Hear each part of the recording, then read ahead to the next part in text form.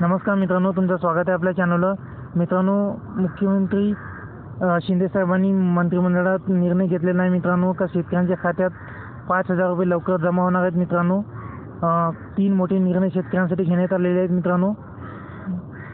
आताच्या हे सर्वात मोठी न्यूज आहे मित्रांनो.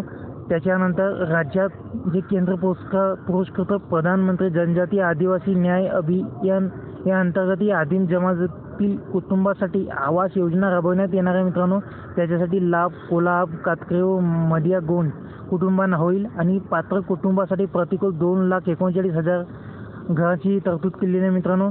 तसेच अर्थमंत्री उपमुख्यमंत्री अजितदादा पवार यांच्या अर्थसंकल्पातील घोषणेनुसार कृषीमंत्री धनंजय मुंडेंनी कापूस व सोयाबीन या पिकांसाठी 4,191 कोटी लाख निधी मंजूर केलेले आहे मित्रांनो. ते पण पैसे तुमच्या खात्यात लवकर जमा होतील मित्रांनो. आणि प्रति हेक्टरी 5,000 रुपये DBTद्वारे थेट पात्र शेतकऱ्यांना बँक खात्यात जमा होणार आहेत मित्रांनो. तसेच मागील वर्षी आर्थिक नुकसान सहन करायला लागलेल्या लाखो शेतकऱ्यांनाही याचा लाभ होणार आहे मित्रांनो. त्याच्यामुळे काळजी करण्याची काही गरज नाही. आता हे पैसे तुमच्या बँक खात्यात येणारच आहेत लवकरच.